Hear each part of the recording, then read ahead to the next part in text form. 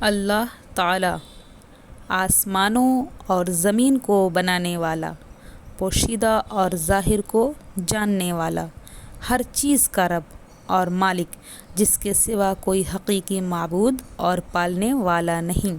وہ عظمت و جلال والا ہے، جس کی تمام صفات کامل ہیں، جو ہر عیب و نقص سے پاک ہے۔ اس کا ذاتی نام اللہ ہے۔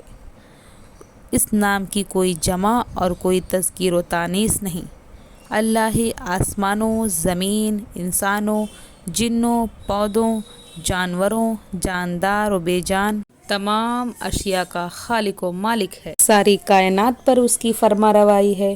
جو چاہتا ہے وہ فیصلے کرتا ہے۔ کوئی بھی نہیں جو اس کے فیصلوں سے سرتابی کر سکے یا اس کے فیصلوں میں رد و بدل کر سکے۔ تمام علوم کی کنجیاں اس کے پاس ہیں، اور ان علوم کی بھی جن تک انسانوں کی رسائی نہیں۔ وہ علیم اور بصیر ہے۔ وہ اچھی طرح جانتا ہے کہ اس کی مخلوقات کیا کر رہی ہیں۔ وہ جانتا ہے کہ خشکی اور سمندروں میں کیا ہے۔ کوئی پتا ایسا نہیں گرتا جس کا اس کو علم نہ ہو۔ زمین کے اندھیروں میں پڑا ہوا کوئی ایسا دانہ نہیں، اور کوئی ایسی سبز یا خشک چیز نہیں جو اس کی بنائی ہوئی تقدیر کی واضح اور روشن کتاب میں لکھی ہوئی نہ ہو۔ اسی کے لیے آسمانوں اور زمین کی بادشاہت۔ وہ جو چاہتا ہے کرتا ہے۔ اس کے سب کام حکمت و دانائی سے بھرے ہوئے ہیں۔ وہ کائنات کے اندر اور اس کے پار ہونے والے تمام واقعات کو ان کے رونما ہونے سے پہلے ہی جانتا ہے۔ اس نے جو کچھ کرنے کا فیصلہ کر دیا ہو، اسے کوئی بھی تبدیل نہیں کر سکتا۔ وہ حقیقی معبود ہے اور وہی عبادت کے لائق ہے۔ اس کے سوا کسی کی بھی عبادت یا پرستش کی جائے تو یہ شرک ہے۔ شرک اللہ سے بغاوت ہے، سب سے بڑا گناہ ہے اور ناقابل معافی جرم ہے۔ اللہ تعالیٰ کے خوبصورت ترین نام ہیں۔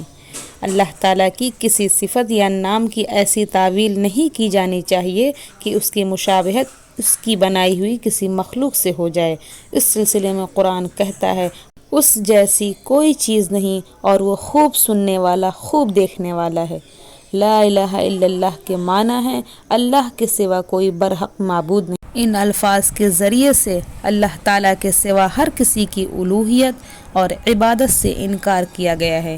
اللہ تعالیٰ بلند ترین اور رفیع الشان ہے۔ وہ اکیلا ہے اور اس کا کوئی شریک نہیں۔ اس لیے ہمیں صرف اسی سے مدد مانگنی چاہیے، صرف اسی سے ڈرنا چاہیے، اور اس کے سوا کسی پر بھروسہ نہیں کرنا چاہیے۔ نماز کے شروع میں سورہ فاتحہ کی الفاظ پڑھ کر ہم اس بات کا اقرار کرتے ہیں کہ ہم تیری ہی عبادت کرتے ہیں اور تجھ سے ہی مدد مانگتے ہیں۔ انسانوں اور جنوں کی تخلیق کا واحد مقصد ہی یہی ہے کہ اللہ تعالیٰ کی بندگی، اطاعت اور عبادت کی جائے۔ اللہ تعالیٰ کا فرمان ہے، اور میں نے جن اور انسان اسی لیے تو پیدا کیے ہیں کہ وہ میری ہی عبادت کریں۔ عبادت کا پورا معنی یہ ہے کہ بالکل اللہ کی مرضی کے مطابق زندگی گزاری جائے۔ ایسی زندگی انتہائی کامیاب اور ہر طرح کی فکر اور پریشانی سے آزاد ہوتی ہے۔